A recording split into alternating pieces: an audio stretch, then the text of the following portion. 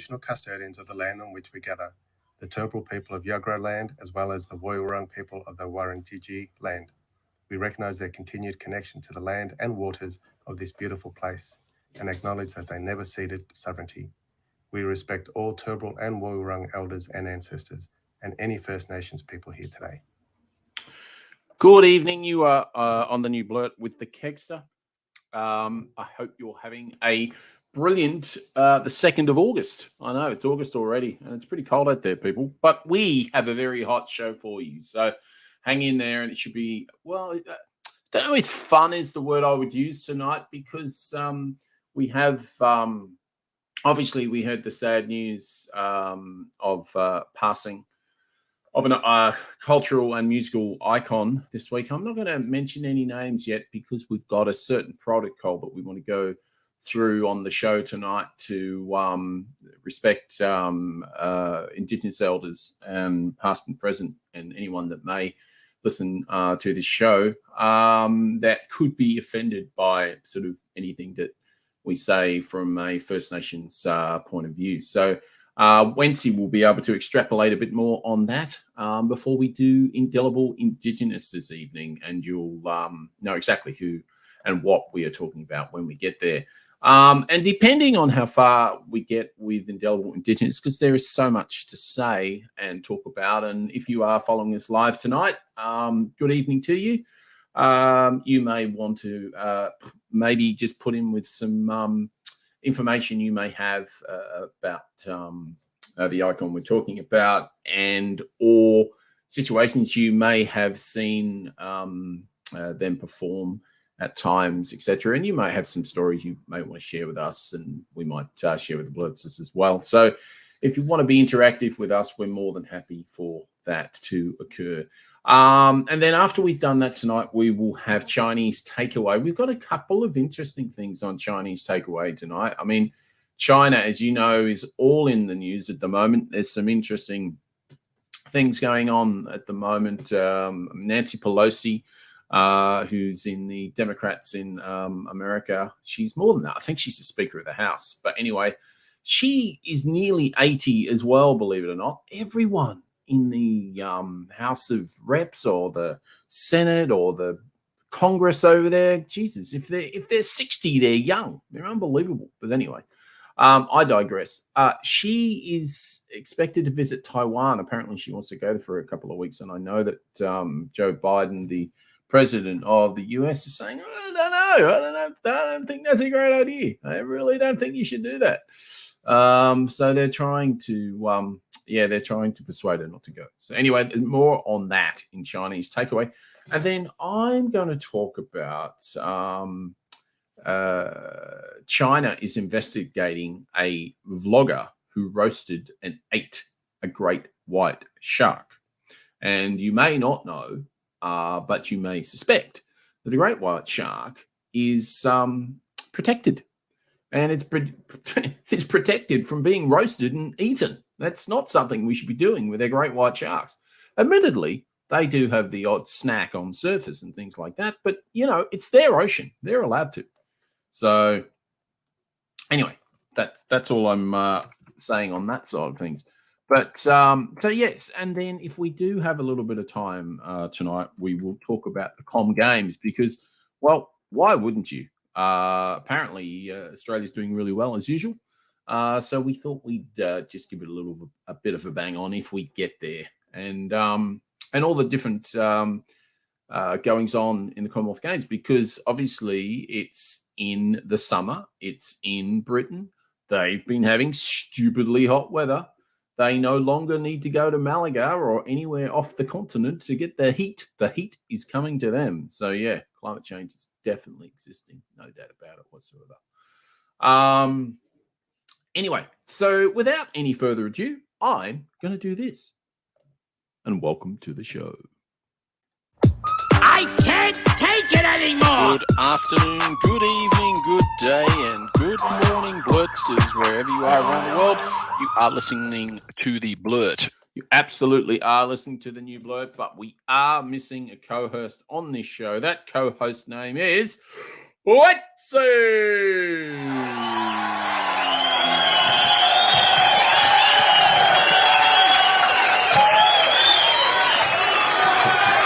Thank you, thank you, thank you. Woo! Yes, he's back. We're both back for another We are. intriguing and fun week. I hope. I'm going in and out of focus. I You can are. see it. Yes, my camera And is it's- being a bit of an A. And it's not just because of our eyesight. No. That's exactly right. So how you been, my son? You into the new job? You're all cracking on up there? Yeah, getting stuck into some work and learning the lay of the land and how everything works and how complex it is and everything else. But yeah, I've got some people I can lean on, and I've been asking lots of questions, which is good because it means people are listening, and obviously they want me to pick up all the technology real quick so that they continue on with their stuff and yeah, because I'm backfilling for someone. Well, exactly right. It's in their interest to school you up as fast as possible. Exactly right. But yeah, it's been good. Oh, it's good. Excellent. And how is Queensland at the moment? Is it sunny? Is it hot? Is it sweaty? What is it? Is it dry time? I never know with Queensland. Bit of everything today. It started off really foggy, so there were warnings out on the street, on the roads, and to be careful driving. There were delays at the airport because of the heavy fog, and of course, of all days, our car decided to not start. So my partner who had to travel to Ipswich couldn't get the car started, and it's not the first time we've had this problem with our current car. Hold on, backtrack a bit. How old's this car? It's only 5 years old. Well, it's coming up to 6 years later this year, but we've had it since new. It's always had its service and everything. But yeah, the last 2 or 3 years, it just dies. Just all electrics just goes, and we've got to replace the battery, which is what happened today. Did you have to replace the battery again? Again, it's the second one in as many years. So yeah, we're changing it almost every 2 years. Yeah, I think I was talking to a battery guy about this a few years ago when we had to get ours done as well. I think they're now basically making the electrics so that the batteries do need to be changed every 2 years. Which is very inconvenient when you need to get somewhere and your car just does not start. No, it's very annoying. It's an absolute utter pain in the ass. But talking about that, I mean, we're trying to get giant batteries sort of getting charged, aren't we? i.e. the EVs now, apparently they're trying to put a bill through for a discount, I see. Are they? For a what? Yeah, they're trying to put an EV bill through that will discount EVs going forwards. Oh, right. At the national level. Yeah, definitely. Because I think that the situation is that there's a luxury tax or something put on EV vehicles. I'm not sure why. For the life of me, I cannot work out why you would want to, when you want to encourage your people to buy an EV, why on earth would you have a luxury tax on it? Makes no sense. Makes no sense whatsoever. So yeah, but it's probably because of their price. The entry of their price point is probably why they're classed as luxury. Because don't they? Yeah. Most of them start at 60 plus. Yeah, well, yeah, no, that's exactly right. They do, and I'm positive that's just, well, I'm not positive, but I think it's because of the luxury tax. Because we definitely don't need that. So. New South Wales had an incentive with discounts or rebate of I think $7,000 or $8,000 if you bought an EV. I don't know if that's still in place, and I think Victoria were introducing something recently. Look, I think there's going to be a lot of legislation along those lines coming out soon, nationally and state-wise. So I think, I think we'll see a lot on that side of things coming through. But you know, it's all early days. But you know, one thing I was going to say though. How is it up in Queensland, sort of COVID-wise and all the rest of it? I mean, they keep telling us that I mean, you've only got to walk around and sort of you see the odd discerning person with a mask. That would be me. But me. there's so many people not, and we've had more people die this year than at any time during the actual. I'm going to sneeze. Sorry, Bless you. I couldn't get COVID. to the mute. Not COVID, is it? No, it's not. It's hay fever. I was trying to get to the mute. I couldn't get to the mute button. Sorry, Blurtsters. So to answer your question while you do your business, several weeks ago, I would have estimated about 5 or 10% of people were wearing masks. I think in the last week or two, I would say in public, I've seen, especially in shopping centres, I've seen that probably go up to about 10 or 20%. So seeing a lot more. Oh, you think it's going up? Yeah. I agree. Still nowhere near as much as I think they should be wearing. Yeah. But yeah. Well, our paramedic friend, totally agrees and says, why aren't we having a mask mandate? And anyone in the, health sector would say that as well, to be honest. But I mean, it's pretty obvious why. I mean, it's a simple solution, and it doesn't hurt anyone. No, it doesn't. It doesn't hurt. But I mean, you get the nuffs out as soon as I mean, we don't. Are you talking about the LNP in Parliament where Dr. Monique Ryan told them to wear a mask? Yeah, that was quite funny. That was brilliant. In fact, talk amongst yourself. I'll see if I can get a little bit of that. That's worth would be listening good. to. Yeah, it was. It was very hilarious. Yes. So like you were saying, people should definitely be wearing wearing the masks again, especially in indoor events or areas like public transport.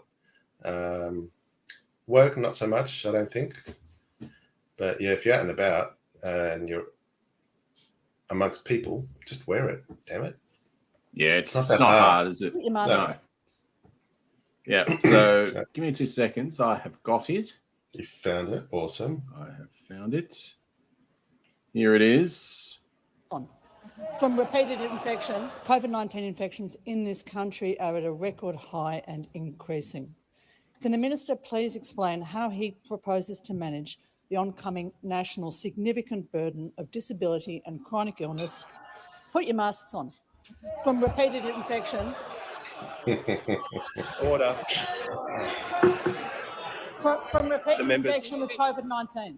Well, thank you, Mr. Speaker, and I thank the member for Kooyong for her question. She's one of a large number of doctors and health professionals now in this Parliament who together are going to add enormous quality and depth to our deliberations in health policy. And there can be no more important time than right now for that, Mr. Speaker, because this pandemic, as the member points out, is still ravaging our community. And we're encouraging Australians again to be COVID Look at the safe, idiots on the other side. Yeah. To wear masks. Come on. It's not that hard. Distance. Piece of freaking material to stop, other people getting COVID. Getting sick, yeah. It's just not that difficult. Yeah, Seriously. it's just common sense. Good on you, Monique. We're on your side, definitely. Yeah, exactly. We're maskers here. Now, I'm not too sure if you noticed in the newsletter that we sent out with our podcast that I did complete one of my homework pieces from last week regarding regarding the seating arrangements. Oh, okay, excellent. Yeah. Brilliant So work. I included in there where the teals are sitting and where the new greens are sitting. Nice. Yeah. So if you haven't subscribed to our Substack, please do, and you'll see the seating arrangements and information on how the seating arrangement is done. So I did my homework. And Wencee very helpfully has put the subscribe website down there, the new blurt.substack.com. Very easy, easy indeed to do so. I'm not sure how many subscribers we've got now, but we're getting up there. We've got, I think, 100 plus or something. Yeah, something so like that. Yeah, we're getting up there, which is good. But I think tonight's episode hopefully should, when we actually go live and get the pod out, or even the live version, get a few people having a look, because everyone seems to be interested in our next, well, guest. I suppose it's a guest. We're celebrating the guest of the show, because it's all about him in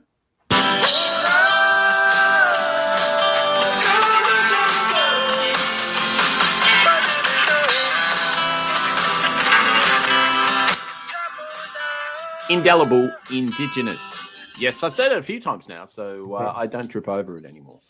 But I know Wencee's got a few things he wants to say before we start the segment. So over to you, Wencee. Thank you, Kegsta. Content warning for our Aboriginal and Torres Strait Islander readers, viewers, or listeners. In this segment, we're going to talk about certain people who have passed away recently or in the past. And tonight's segment of Indelible Indigenous, we're focusing on the late, great Archie Roach, or Uncle Archie Roach, as some people call him. Yeah, that's what the mob definitely seem to call him. Uncle Archie. I've heard that many times. Yeah. Now, I think it's lovely. Yeah, it's just a really intimate title, but I mean, it's it interesting. Shows respect. Yeah, it's really interesting because the way they refer to, people that do pass away nearly all the time is uncle. It's like, even if they never actually were related in any way, it's always uncle, and I find it really interesting. I think it's just a lovely connective sort of thing to do. It's very cool. Very cool. Yeah, exactly. So I just wanted to kick off the segment with just briefly talking about his early childhood. So he was born Archibald Wilson Roach on 8th of January 1956 in Mooroopna in Victoria.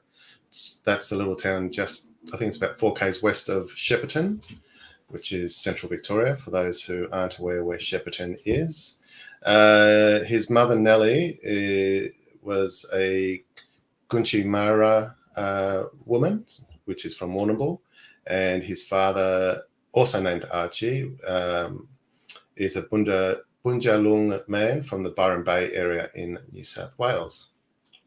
So he's part Gunditjmara and Bundjalung.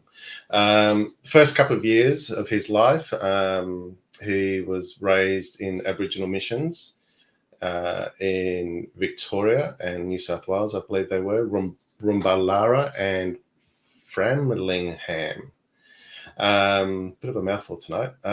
So at the age of 2, though, he was taken from one of the missions by the government in what we now know as the Stolen Generation. So he was one of those people. He had brothers and sisters who were also taken away from his family, and they were all put into foster care.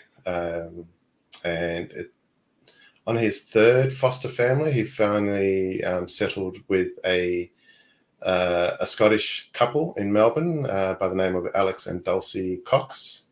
And they were a very nice family and very musical, church-going people.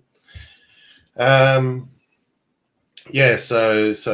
Archie had a love of music from an early age, and his foster siblings were also musically inclined. So they taught Archie how to play the guitar, how to play the keyboards, and obviously sing hymns and other songs. So after many years in that family, at the age of 15, he found out that from his natural sister through a letter that his mother had passed away. And after finding out of this information or this news, he went into a downward spiral, ended up living on the streets in Adelaide. So he was doing some farm work in, I think it was northwest Victoria, and he decided to flip a coin to see where he was going to go, whether it was going to go to Adelaide or Melbourne. And he flipped his coin, landed on heads, and that decision made him go to Adelaide, which is where he met his future wife, Ruby Farmer. So he was, they met. Ruby Hunter. Ruby Hunter? Sorry. Yeah, Ruby Hunter. Unless she was Farmer before Hunter, but it's definitely Ruby Hunter. Possibly. I thought it was Ruby Farmer, but anyway, we'll fact check that later. So they met at Salvation Army in Adelaide, where so they fell in love, obviously, and then they started writing music together. So that was the 70s and 80s, and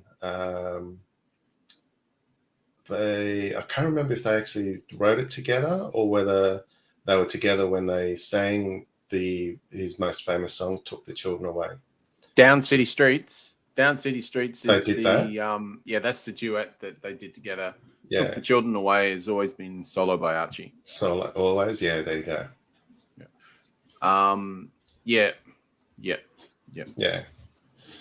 Yeah, so that's pretty much his early life, I guess, before he released that song. So it's a great picture of the great man there. Yeah. Young man. Young looking, very young.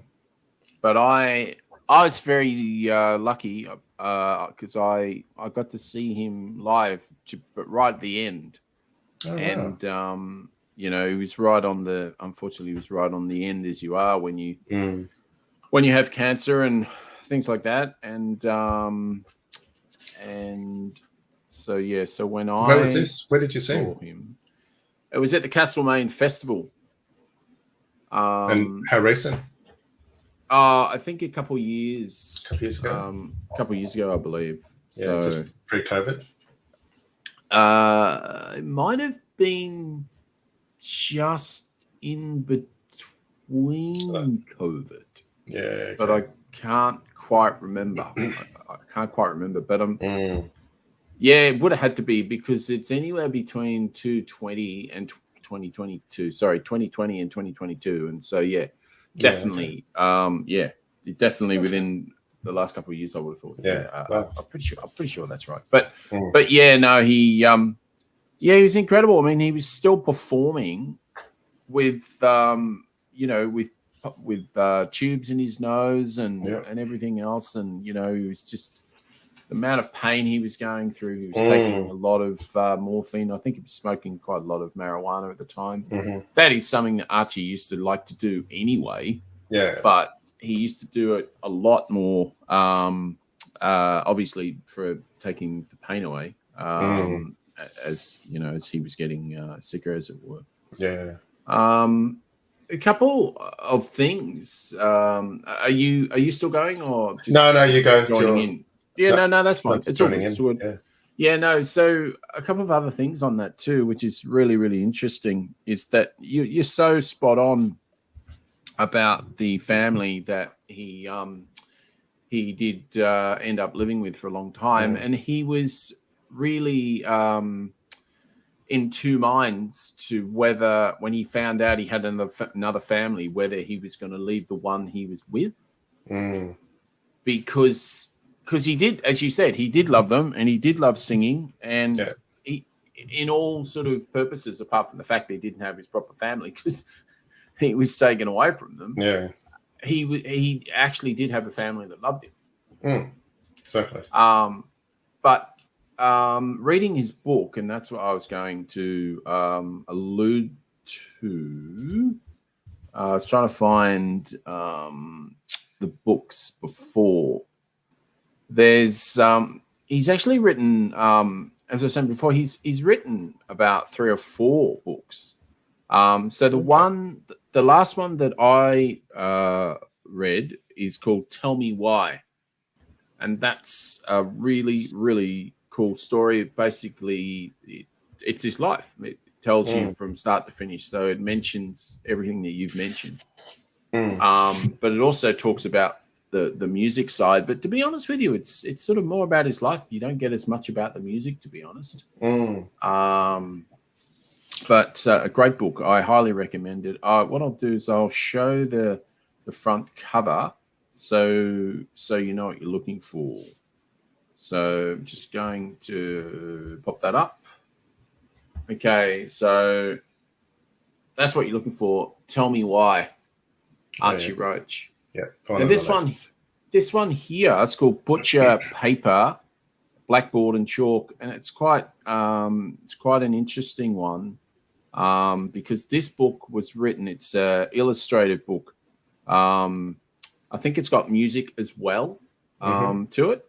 Oh, wow. And it's it was written by Ruby Hunter. It's a songbook. It was written by Ruby Hunter and Archie Roach.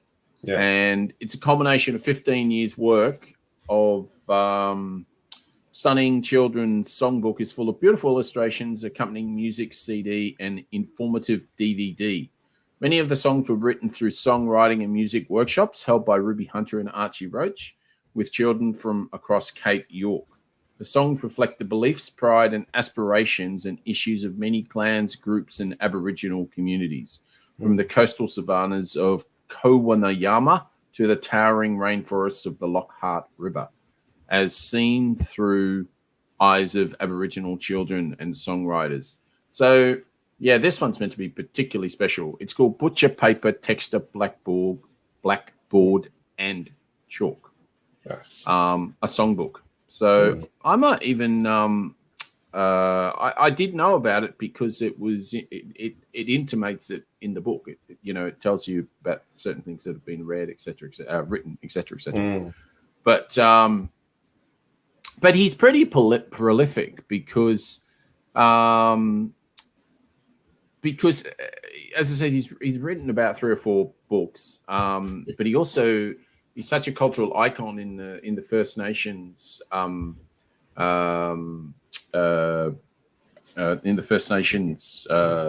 community minds. music. Yeah, community. Yeah. I couldn't find the word. The community. But the funny thing is that transferred really, really well into the I don't know, the Anglo community, if you like, anything that isn't First Nations. And so everyone had a real appreciation for Archie Roach and his voice and Ruby Hunter, and it was always meant to be the most romantic and prolific, as they say, black love story. And unfortunately, Ruby Hunter died quite a few years before Archie Roach. And 2010 it was. Yeah, and unfortunately, it's just a thing that we really need to improve on, and this sort of gets back to the Uluru Statement of the Heart and improving the lives of our First Nations people in this country, etc., etc. Their lifespan is so much shorter as an average than sort of non-Indigenous, and I just think that's disgraceful in a country that we live in. That's just not good enough. Yeah, but hopefully that'll improve in the next decade or two. Oh yeah, we absolutely really absolutely hope it does. Yeah, it must. I totally agree. But a couple of things I did want to share, and I just find this one really interesting. I wish we could share some of his music. What we will do though is we'll put some of the links to the show notes and some of the best songs, which is Charcoal Lane, Took the Children Away, Down City Streets, etc., etc. There's just so many fantastic tracks. But I just wanted to talk about this from Paul Kelly, because Paul Kelly has been, if you don't know who Paul Kelly is, he's a folk singer / rock guy, if you like, god of Australia. And he's a real sort of, writer, poet, sort of very much like Archie was. And they've been lifelong friends. So I just wanted to talk about this, and I will put the picture up afterwards. But when the Gunda Jamara Bundalung singer opened for Kelly's band in 1989, it altered the trajectory of both men's lives. So it was really interesting. So this is 89. So what are we talking? We're talking 11. We're talking 31, 33 years ago. So it's pretty ridiculous. I think Paul Kelly's probably about 25 or something. So he's nearly 60 now, I think. So so that would have been about the same age. Well, he's 66, isn't he? So he might have been. He was a great looking man too. I can't. I can show the picture. So he really, a very striking looking man, as well as just being an incredible soul, especially when you listen to the songs that he wrote. But anyway, the amazing thing about this was that I'll just take it from here. Basically, in '89, Paul Kelly was playing with the Messengers. He'd been offered to the show at the Melbourne Concert Hall, and it was a big deal because it was a really big time gig. And Steve Connolly, who was playing guitar for Paul Kelly at the time, said that he'd heard of this guy called Archie Roach, and he heard him sing this song called "Took the Children Away" on the ABC, and he said, "Oh, we should get this guy in." This was the first gig that Archie Roach ever did at this concert hall. Yeah. And anyway, so what happened was, I think he came on. Yeah, he was going to do a 20-minute set, and so he came on and he ended up doing "Took the Children Away," and he got on before Paul Kelly. And I said, "Oh, good luck," and we went on and did his set. It was just a short 20-minute set, and they were going to go on straight after him. And so we did 2 songs, and "Took the Children Away" was one of them. And he said he had goosebumps, and the hairs went on the back of his neck, and as he sang it, to dead silence from the audience. Wow. And when he finished the song, there was still dead silence. And so Archie thought that he bombed because no one was doing anything. There was no noise of any kind. So he just stood there for a minute, and then there was still silence. And everyone hated it. So he just turned and started to walk off stage. And as he walked off stage, all he could hear was this, which was...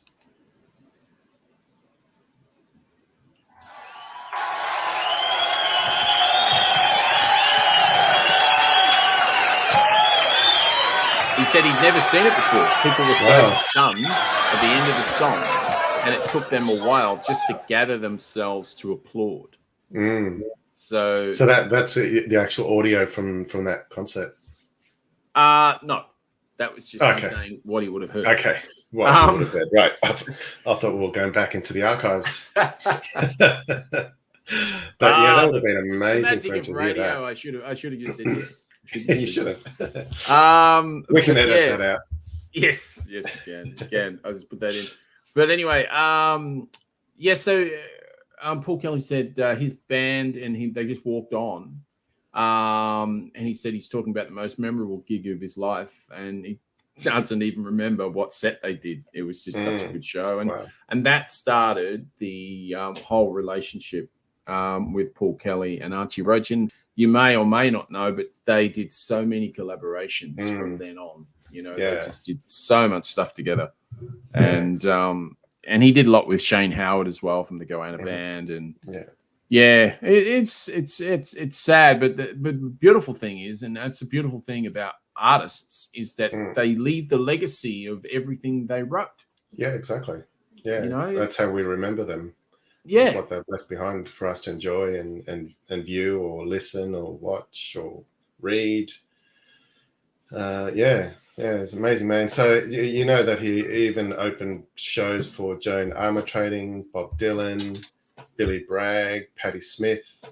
Yeah, Billy Bragg, I definitely knew. I know. It is actually phenomenal. When you read the book, the amount of names that are dropped in the book, it's just nuts. You're right. Even in his condition that he was in the last few weeks, he performed live at the Wireless on Triple J just 2 or 3 weeks ago, or maybe a month ago during NAIDOC week. Oh, really? Wow. Yeah, so he played 2 songs, an original and a cover, and the cover was a Bob Marley medley. I'm trying to remember what it was. I did have my notes up here. It was a Bob Marley medley of the Redemption song, One Love and Get Up, Stand Up. Oh, yes. Well, which was very, very apt when you look at it. Yeah, it was very apt considering NAIDOC week's motto this year was "Get up, stand up, show up." So as is my background. Yeah, exactly. So it was very appropriate, and I'm not sure if that was his last. Oh no, because he performed at Gama this weekend as well. No, Archie, no, did he? No, I thought he did another performance recently, not just on Triple J. Well, No, I can't remember when he actually passed away. Over the weekend, it was the Gama Festival was over the weekend. Yeah, and that's when people found out of his passing, and so Saturday, I think, because I was watching the Insiders on Sunday, and it had a whole bunch of First Nations journalists. Right, okay. Of journalists that just happened to have a background of First Nations, and they were all, talking about Archie. And the beautiful thing was they all had, fantastic, intimate stories. That's what I was saying before. And I was listening to Blackout the other night on the ABC, and that was pretty awesome as well. And that was a whole tribute to Archie, and it was amazing just hearing the different stories and listening to the songs again, because I've heard quite a few of the songs quite a few times, but after reading the book, I tended to listen sort of more closely, especially about Down City Streets and these sort of things. And Down City Streets, I'd heard the song and thought, it's catchy, it's quite cool, but I wasn't right across it, not listening intently to what was going on. But after reading the book and reading his life and everything else, you go, oh, these are completely autobiographical, Yeah, that was about his relationship with alcohol and living on and Ruby street. Hunter. With Ruby Hunter. Yeah, definitely. Yeah. So it was based from his life in Adelaide. Well, everywhere, to be honest. Everywhere, he went to Adelaide, and then he came back to Victoria, and then he went back to Adelaide, and et cetera, et cetera. I mean, I highly recommend the book. It's a great book. It's a really easy read, and it's well worth reading. Absolutely. Yeah. One thing I did want to share, and this is more of an overall rather than just an Archie situation, but I think we sort of alluded to it at the start of the segment. Just Aboriginal cultural protocols and practices about people when they do pass away. I think it's some really respectful stuff. It's very different to the way that we remember people, and I just think it was worth bringing up, which was the cultural protocols following death generally have two purposes: sending the spirit onto the next world and identifying the cause of death. Many Aboriginal tribal groups share the belief that this life is only part of a longer journey. When a person passes away, the spirit leaves the body. The spirit must be sent along its journey. Otherwise, it will stay and disturb the family. So I just find that really interesting. Which is why images of deceased First Nations, either you need permission or you need to provide the warning so that people are prepared for it. Can make a choice. Yeah, absolutely. Yeah. And that makes total sense. And again, we totally respect those traditions here. So, look, we could talk about Archie all night. And if it was up to me, I'd have an Indigenous person on to talk about it. But I've found it really, really difficult to get that to happen, which is unfortunate. I will be trying very, very hard again in the future to make that happen. We really would like to get some Indigenous representation on the show to speak for themselves and talk about different issues, especially with the Uluru Heart Statement of the Heart going to be in the forefront going forward. So, really, well, that's already commenced, that process with the wording that came out over the weekend from the Prime Minister.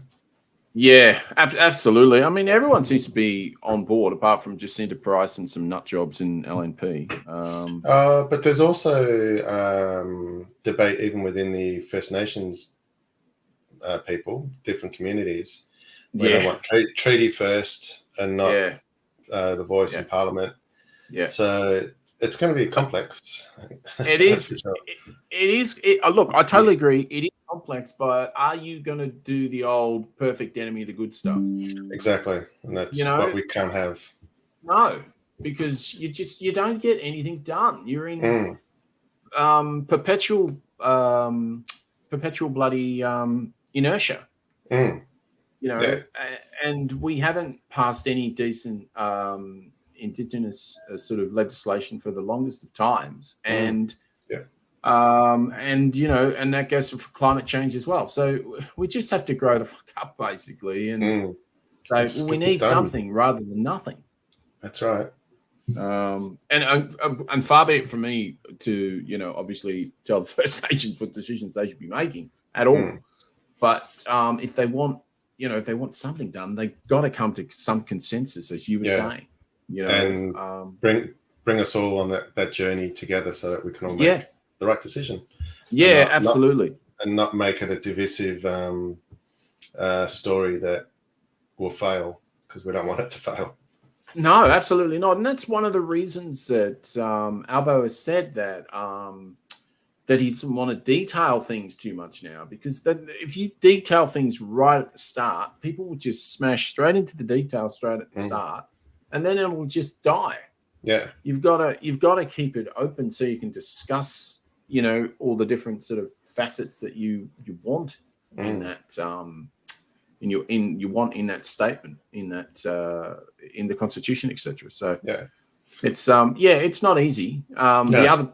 The other side would never be able to do it, not in a month of Sundays. And so if it ever wants to get done, Labor's the only side that's going to be able to do it. I mean, they'll be able to do it with the Greens, etc. And the Teals, but you know, so. But anyway, and there's no reason, I don't think, in my mind, why they can't also start talking about a treaty at the same time, because that's going to take years and decades to potentially to get across the line. So surely we can do both at the same time. Well, the old walk and chew gum at the same time comes in, doesn't it, really? Yeah. But yeah, I mean, 100% agree. 100% agree. Something else I agree with is getting this man on the show for our 100th. Hey, Dan. Hey, Wencee and the Kegsta. How's it going? Happy 50th! Yes, so you heard it. You heard it here on the new Blurt, Dan Illich. I've said Dan Illich a few times, but I've heard him say his own name. And it's Dan Illich. And he can't be wrong, that's for sure. No, exactly right. Exactly right. So he, with a bit of luck, should be on the show for the 100th show. So which is believe it or not, away. It's in 10 weeks' time. I know. We're up to 90. So we're doing okay. We're doing all right. Can't believe we're that close to a ton. Wow. I know. It's pretty cool, hey? It's gone fast. But I am all good and ready to go to China. What about you? All right. Yeah, let's have some takeaway. I like Chinese. I like Chinese. There's 900 million of them in the world today. Walking on the time.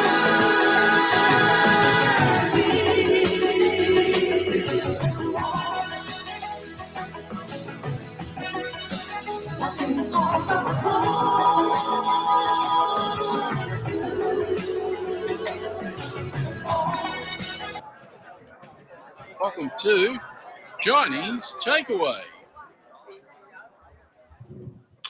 Yes, welcome to Chinese Takeaway. Heaps going on with China, as I had talked about at the start of the show. But I've got one that's a little bit, probably you might not have been keeping your eye over. So I thought it might be worth just having a bit of a look at. Unfortunately, it's not a particularly good one. Okay. But at least it's not political. Yes. Leave that for me. Oh, bring in the politics back. I was going to say, because it's so hard to not talk about China and politics at the moment. It's just an absolute nightmare. So, so much fun. But anyway, let's start off light-ish. Well, it's light-ish. It's light-ish. This is from Al Arabiya News, and it's China investigates a vlogger who roasted and ate a great white shark. When you said roasted the first time, I thought he was like bad-mouthing him. But then when you said ate him, I went, oh, right, okay. That's the literal word, roasted. Yes. Okay, And carry on. Yes. No, absolutely. So the great white shark swims past a diving cage, blah, blah, blah, blah, blah, east of Cape Town, hunted to the brink of extinction in the 1970s and 1980s. It's now a protected species in many parts of the world. And in South Africa, shark cage diving forms a growing business in the eco and adventure tourism industries. But I don't think roast shark is on any of their degustation menus when you finish the day. No, never heard of that. Yeah, a Chinese influencer under police investigation after a clip of her roasting and eating a great white shark went viral. Her pseudonym online name is Tizzy. She showed herself feasting on the predatory fish, which police in central city of Nanchong confirmed was a great white shark. Yeah. It may look vicious, but its meat is truly very tender, Tizzy said while tearing off large chunks of the animal's barbecued meat in a video posted in mid-July. Yeah, it's just disgraceful, isn't it? Yeah. The shark is then sliced in. So the video, it's since deleted. It sees her unwrapping a 2-meter long fish, lying down next to it and showing it's taller than her. And then she cuts it in half, marinates it, barbecues it. Populations of sharks, some of the ocean's most important apex predators, have been battered. That's just that's not a good pun. That's a bad pun. But I don't think they actually meant it. I like it. It's funny, but it's bad. Like it too. But I don't think they meant it. I'm sure they didn't. They've been battered over the last few decades with $2 worth of chips. No, the main culprits being finning and industrial longline fishing in China. They are listed as protected. Illegal possession can lead to 5 to 10 year prison term. Wow, but pretty harsh. What I was going to say though, flake is shark, isn't it? But it's not a great white. It's probably other common shark. Yeah, I wondered which sharks we're eating. I mean, I haven't had fish and chips for a long time, but no, I just wondered which sharks. I think that's your homework. That's your homework now. Time to give you some homework, Mister. Fair enough, too. Look, just if anyone is following this live, there's some pictures I'm going to show. They're not the greatest. If you don't want to have a look at them, just letting you know they're coming up now.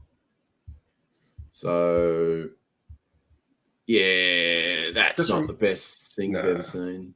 So we won't show that any longer than that. Too much on that. Yep. So no, it's flabbergasting. Sorry, go for it. No, you go. No. Continue. Let's just say it's flabbergasting that an internet celebrity can eat a protected animal in front of millions in broad daylight.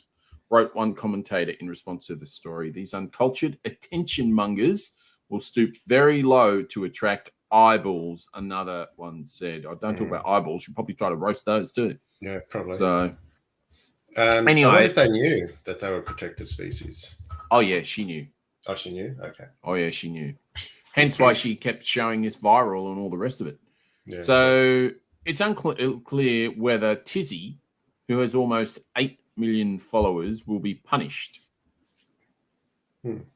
She told local media that she acquired the shark through legal channels, but the local agricultural bureau on Monday, her claim was inconsistent with the facts, i.e., she lied, and that the police were investigating. Dried baby shark flesh is used as cat food in China, can be bought in many online stores.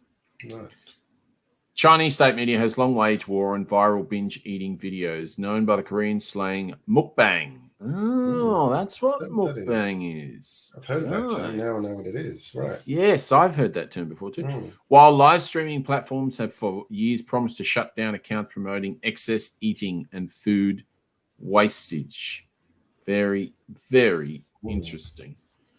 So there you go. That's my Chinese tonight, my friend. Yeah. And it was literally takeaway. It actually was takeaway. It actually with chips was. And some lemon and a bit of chicken salt on the chips. That's it. A few Greek potato salad, cakes. maybe. Hey, just a question. Are you still calling the potato cakes? Yeah, hell yeah. I'm not going to call them potato scallops. Good man. Sorry Good. for all of our or any of our Queensland listeners or New South Or Welsh New South Welsh ones that don't understand. It's a potato cake. It's not a scallop. There's nothing scallopy. Yeah, There's it no doesn't have scallop there. No, and it doesn't look like a scallop. No. Or have a shape like a scallop. It's a potato cake. It is. Especially when you stack them together, they look like a cake. Yeah, they do. They're very, very cakey. Very cakey indeed. Exactly. All right, my friend, take it away. Literally, I will take the Chinese away. No. Beautiful. Okay, so hot off the press, Nancy Pelosi, who is the US House Speaker of the Democrat side. Oh, good. I got that right. Yeah. Yes, you're right. Correct. So she's technically third in line because you've got president, vice president, and then because she's House Speaker, she's sort of quite up there in the hierarchy of the US political sphere. What, third in line for the nearest funeral? What, third in line for what? I mean, well, she's very close to the presidency in terms of she's super seniority. Powerful. Yeah, exactly. So she's doing a tour of Asia at the moment. She's been to Singapore yesterday, Malaysia today. She is heading off to South Korea and Japan later in the week. But she mentioned that she was going to go to Taiwan, which has angered the Chinese Congress and the Communist Party there. She's been invited by the Taiwanese president, who is actually the very first female president of Taiwan. She got elected in 2016.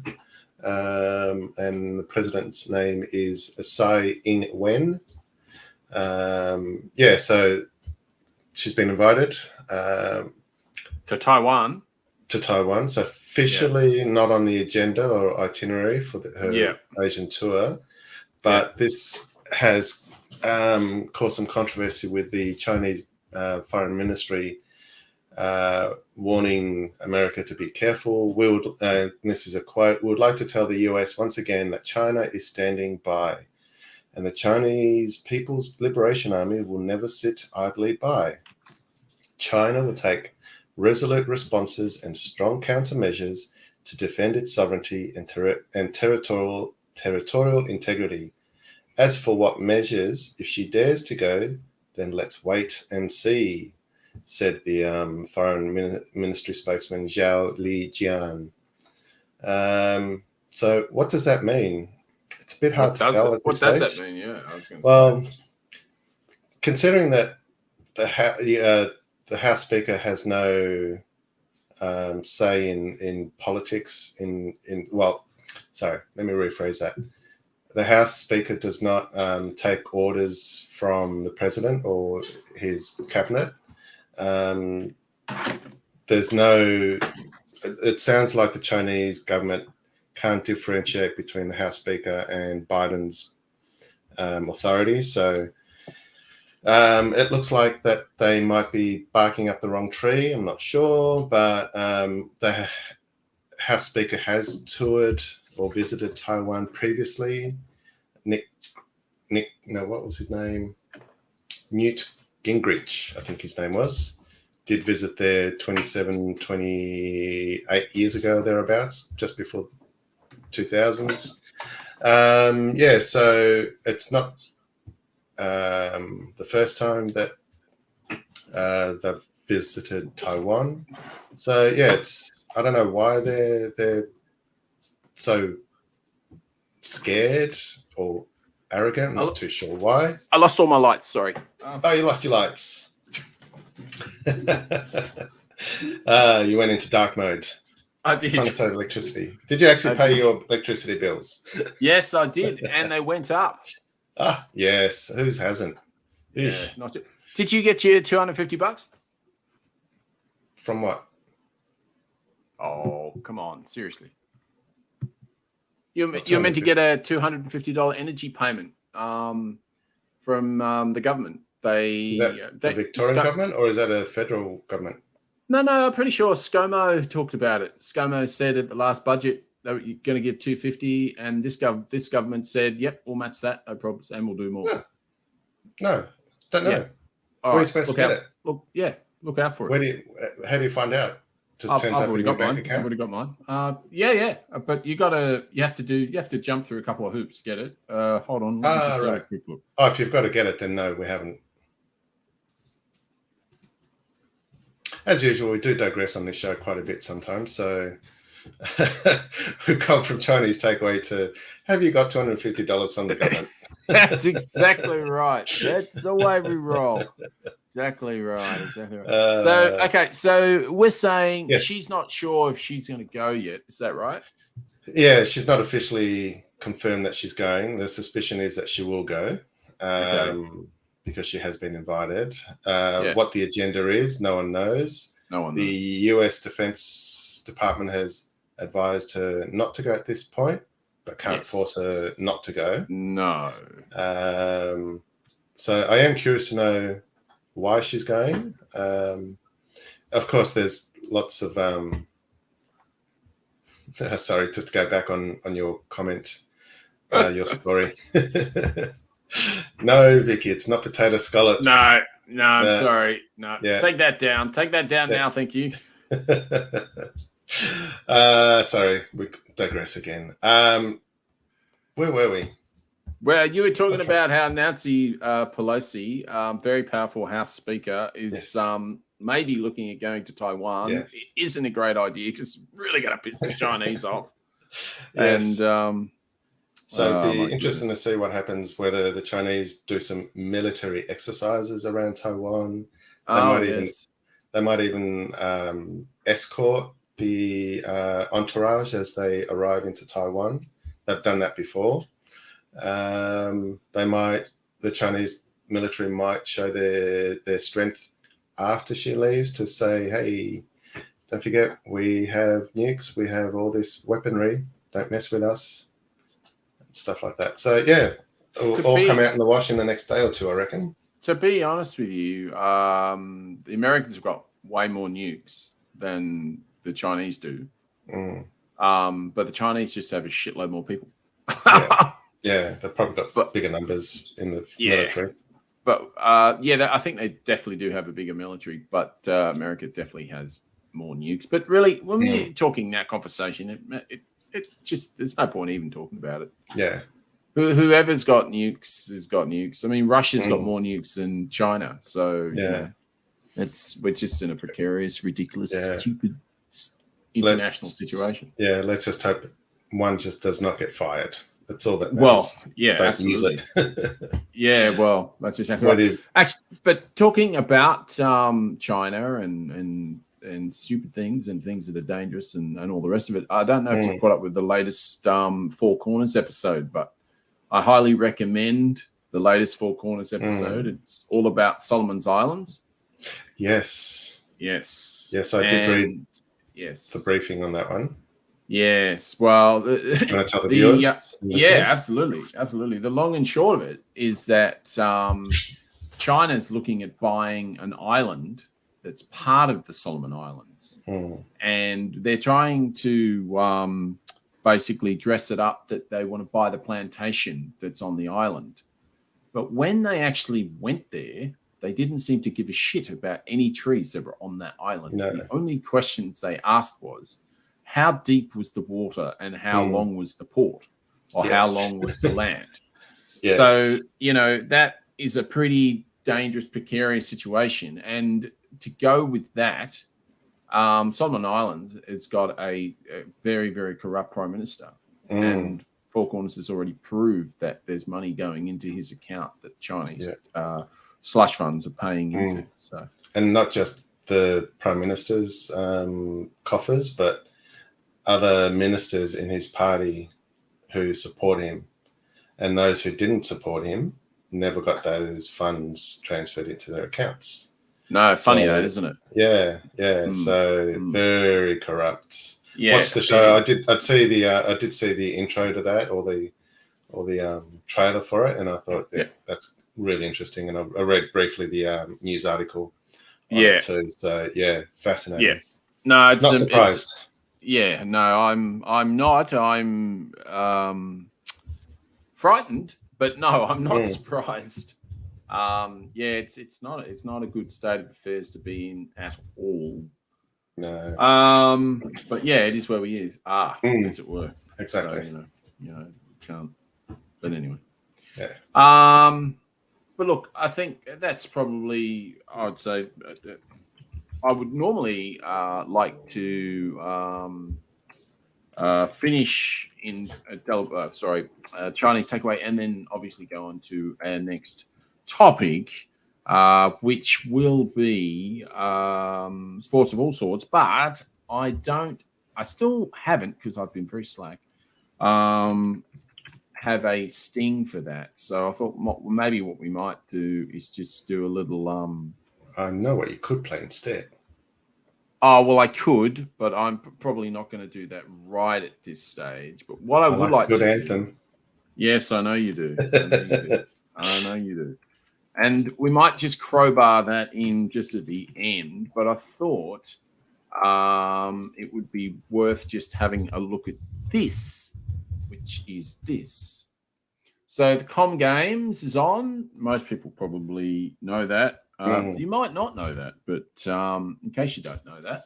I only found out the day after it started. Yeah, well, you and me both. But I didn't know either. But as you can see, it's really surprising. It surprises me every time. Australia's right up the top in the medal tally. And it's the only time we're ever number one in these international events, isn't it?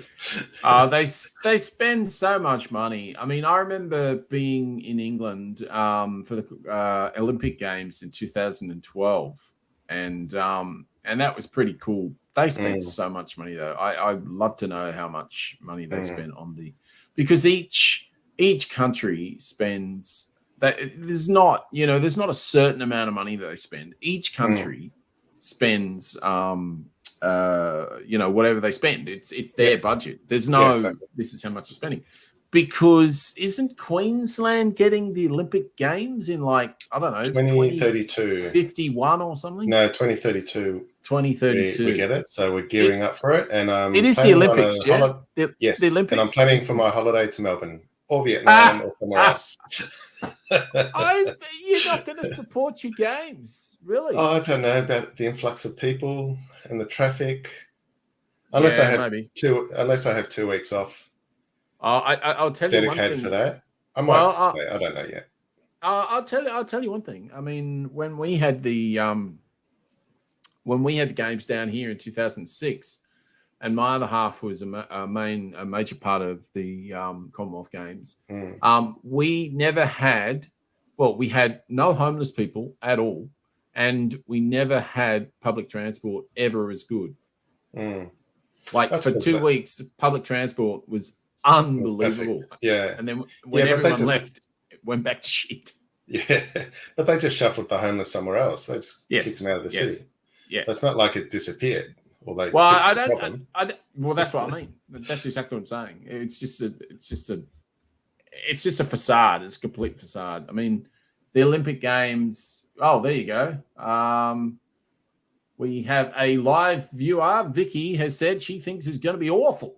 She's not happy about it either. So she must be a Queenslander too, then. Well, I'm assuming so. But we hope that it isn't awful. But 2032. But anyway, something that both Wencee and I agree is not awful, but maybe not everyone would agree with us. Is let's have a look. What do we got? It's not happening, Wencee. No, why not? Technology's not working. No. Technology's absolutely fine. There's no problems about technology whatsoever. Technology is not the problem here. Excuse me. Technology is not the issue. This is live, and technology is not the issue. This is not the issue. I don't think it's going to happen. I'm trying to find something really quickly, and I don't think it's going to happen. And I'm not sure. Oh, I think I know why. You know what? So yeah, I think so. I think I might have worked it out. So just going to do this. This is what we do. Yes, this is exactly what I'm going to do. And here we go. And this is just not going to work. No, this is not good for anyone. Okay, so do you want me to play something? If you've got something, have you got something? I have a sport that I want to highlight. Go for it. Might be interesting for some people. Absolutely. It was played at the 2020/2021 Tokyo Olympic Games. It was first introduced there. It's called 3x3 basketball. It's basically basketball on speed. So it's basketballers on speed. I thought they were on speed. Oh yeah. So basically, it's 3 aside. They play half a court. It's first team to get to 21 points or 10 minutes, whichever comes first. But I'll just let the English team introduce it. Nice. Sorry, I thought that was playing live. Okay, here we go. I'm a Team England basketball player and I've got a silver medal from the Gold Coast. I'm here to tell you a little bit more about 3-on-3 and how much of a quick and more exciting game it is. It's dynamic, it's super physical, and there's highlights for days. So it's such a short game, but there's so much stuff just packed into it, and I think it's a really exciting part of the games. Each team is made up of 4 people.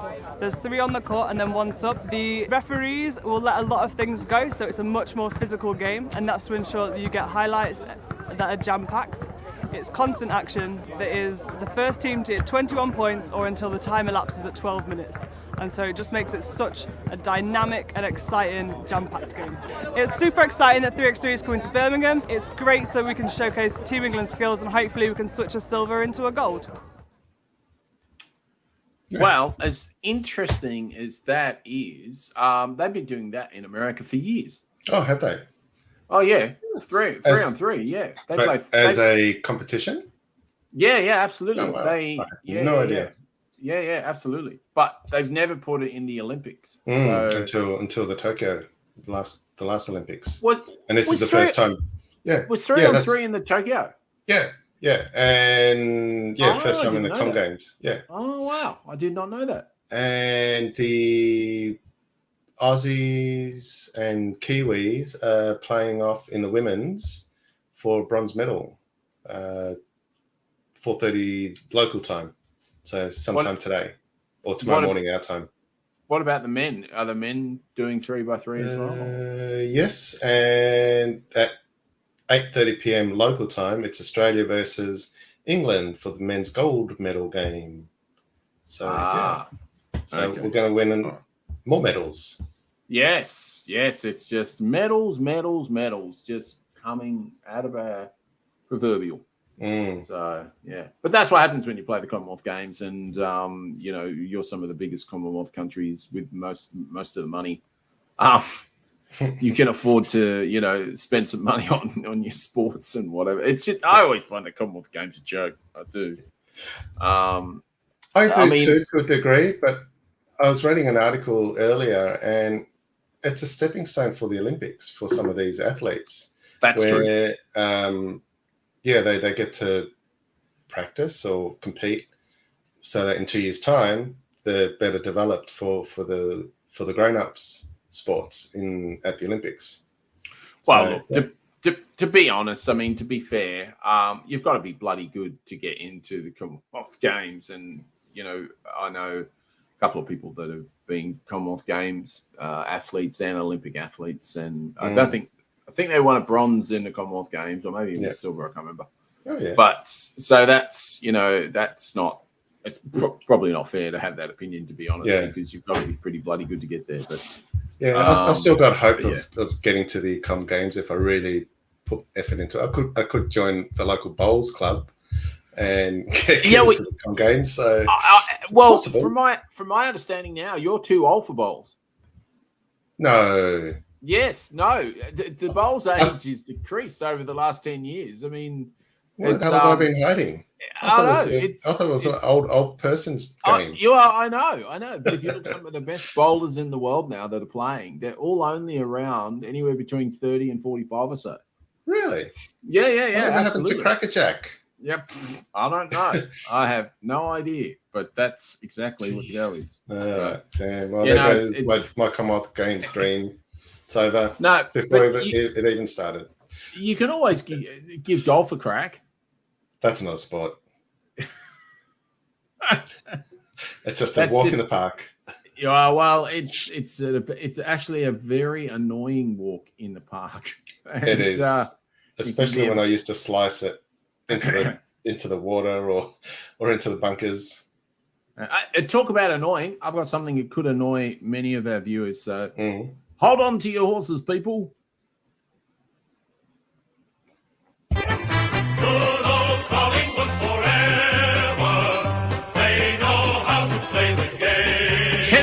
Baby, 10 in a row. Go Pies. Finals just around the corner. Three more matches. 3 to go. Because the shouting as all barrackers should. Oh, the premiership's a cakewalk for the good old Collingwood. Oh, you can never get sick of that. Never get sick of that. Never. That boy, that's for you. Now, Faddis used to be on our sports of all sorts, and he used to be our and has been in the past our aficionado of all things pie. But we're not going to talk very much about pies tonight. We're just saying that, we're happy they're just in the finals, and we both barrack for them. And I went to a game last week. That was my first game of the year, and that was pretty cool. And it was good to lose my voice again. I hadn't lost it for a while. And it was a tight match again. 10 tight finishes. Yeah, it was. But to be honest with you, I never thought we were going to lose that, especially not in the last quarter. So, I mean, I know it was only 6 points, but it wasn't like the other games where we actually came back to win. Yeah, we were just sort of hanging on, and we had actually. Sorry, go for it. I was just going to say, weren't they leading by 20 odd something points? Yeah, we were leading by 20 something points, and then we lost Jeremy Howe at the start of the last quarter, and we lost Taylor Adams for most of the game. So we lost some pretty good players, and I think they found it hard to replace Jeremy Howe in the last quarter in particular. Yeah. So they hung on, which was good, and then we actually had a few players that didn't play as well. So next week we get a few players back, which is good. Yeah, awesome. So just as maybe an idea, we should get Faddis on the show for the first week of the finals. Well, give us his prediction. That would be really good. But I just little birdie told me that Faddis is off to old Blighty. Oh, what? Yeah, he's got a wedding. So right. Nice. Yeah, because he didn't think we'd get it. In the finals, but he'll be back for the finals when we're playing in the grand final, won't he? Yeah, well, yeah, he will be back if we get that far. Yeah, he will. When we get that far. Sorry, okay, when we get that far. But yeah. Anyway, so that was a good show. Really enjoyed that. It was a great show, and it was fantastic to Vale, Archie Roach, the great man. His music will live on in history for a very long time, in people's minds, obviously, and it's we're just lucky that we're able to have that sort of a soul on this earth that we can actually celebrate and talk about in such glowing terms, and listen to his lyrics because they're very powerful. Still relevant now because we still have those issues now. Absolutely. I fully endorse that.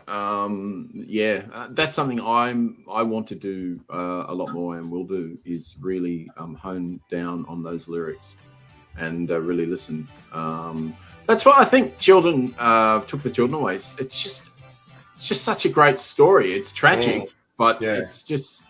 And it's a really simple tune too. It's super simple. Yeah. Some of the stuff he does is simple, but the content is complicated and he makes it simple. So, Mm. thank you, Vicky. You're more than You're a welcome. legend. We enjoyed it. We very much enjoyed it. So I'm glad that you are as well. That's fantastic. Good to know. Good to know. Any ideas what we're doing next week, my friend? I believe we're going to do Be Education. Yes. Because we were going to do it this week, but we pushed that Yes. back. Yes. More important things to talk about this week. Yes. Haven't done science in a while, I don't think. So that could be another goer. Yes. We need to do Green There, Done That again too. Mm. Actually, talking about that, I've been on to the Australia Institute, and they are organising someone. We're just trying to work out timing. Yeah. I've also been talking to Dr. David Smith. That's one thing I did want to mention. Planet America podcast, if you like the Planet America podcast, is starting up again probably in the next, I think it's starting up again in September. And the Planet America program that's on the ABC, again, I think is starting up around about the same time. Okay, midterm elections, I guess. Yes, that's when they're coming back. And Dr. David Smith has recently, to my chagrin, been on the Chaser report. If you ever listen to the Chaser report. Dun, dun. Yes, I know. He's been on the Chaser report. They were obviously talking about the midterms, etc., etc., etc. So, and I've had a chat with him as well, and I know he's a busy man. So obviously he's doing PEP, and he'll probably get called into the ABC program at some stage as well. So if we can get him, we'll be very lucky. And then also we'll probably get, with a bit of luck, Dr. Maria Taflaga back within the next 3 weeks to a month as well. So yes, she was fun to talk to. And yes, she was fantastic, and I can tell. We have more. Yes, we do. Wow. Sham, wow. Yes, no, definitely no. What I was going to say was, she's one of our highest downloads for a little while, which is good. So, yes, people, if you do like the show, do tell 2 people. Tell 2 people, then they tell 2 people. And then, or more if you want. Yeah, that's right. If you want to tell 5 people, that's fine. We won't get upset if you tell more than 2 people. That's exactly right. I like to start small. Yeah. But, if you want to start big, you can. There's no problem there. No, what I was going to say was, yes, we're doing the show live Wednesday next week. Next week, that's right. And why is that? What's I'm happening in Hobart. week? Oh, that's going to be freezing. Yes, even colder than where I am now. But I'm in Hobart, so I'll have a little bit of Hobart banter. And then awesome. Can't wait. The week after that, I'll be able to talk about the automatic cloacas at the Mona. In Hobart, we can talk about that in the banter. I'm sure you'll enjoy that conversation. Looking forward to that one. So anyway, it's a night for me. Really enjoyed it. Thank you very much for joining us. Yes, fantastic as usual, my friend. Look after yourself. See you, Blurtsters. See you very soon. Till next week. Bye. Bye.